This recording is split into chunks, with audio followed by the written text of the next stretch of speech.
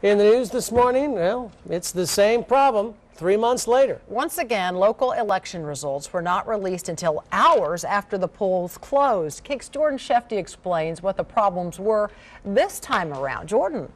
Mike and Jamel, Election Commissioner Tabitha Lehman blames the delay on a number of things, from high voting numbers to human error. It's round 2 of what we saw in the primary election.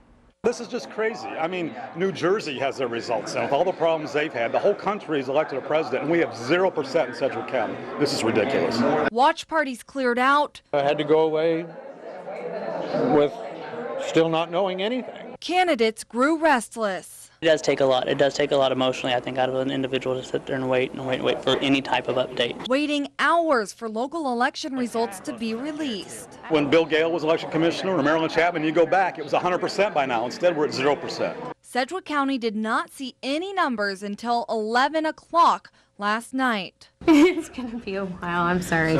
And the tallying wasn't finished until just before 2 this morning. Current Election Commissioner Tabitha Lehman blames the delay on ballot machine problems and the same problem we saw in the primary election, human error. Just having to count a lot of ballots from the sites. We had over 3,200 ballots to count here before we could get those results out, and then, of course, problems at a couple poll sites. If you remember from the primary election, it appeared that all of the precincts were reporting when in fact they weren't.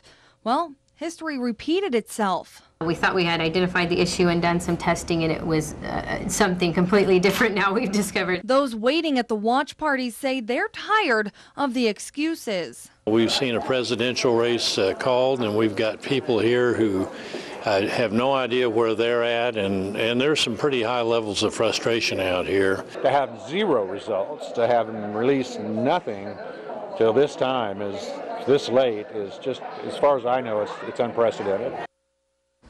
Lehman says the staff at the election office will be taking classes with the vendor to learn more about the tallying system before the next election.